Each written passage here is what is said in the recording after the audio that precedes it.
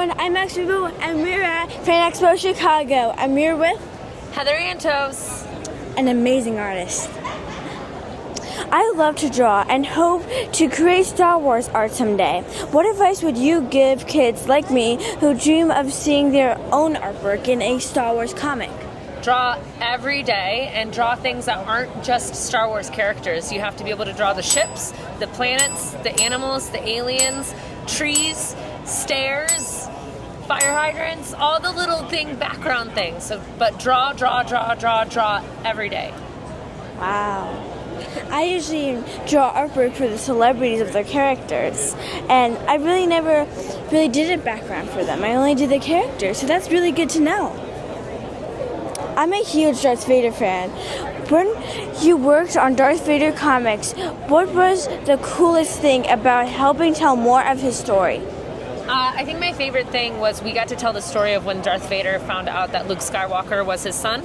If you remember from the movies, in A New Hope, he has no idea who the X-Wing pilot is, right? Like, that's what he says, it's the X-Wing pilot. But then in Empire, he knows that it's his son, right? I'm your father. And so we got to bridge that gap in the comics and tell that story. Wow. I would really like to read about that. If you could create one new Darth Vader story that we've never seen before, what would you like to be explored? Ooh, that's a good one. I did get to tell a lot of Darth Vader stories. I told Darth Vader stories for 4 years. Honestly, I think I would like to tell more Anakin stories. We did this one comic called Obi-Wan and Anakin, which took place in the 10 years between Phantom Menace and Attack of the Clones, because there's 10 years of time in there, and in that time, right, Sidious is starting to weave his tentacles in on Anakin. So we did one story in that time frame, but I would love to tell more in that space. Wow.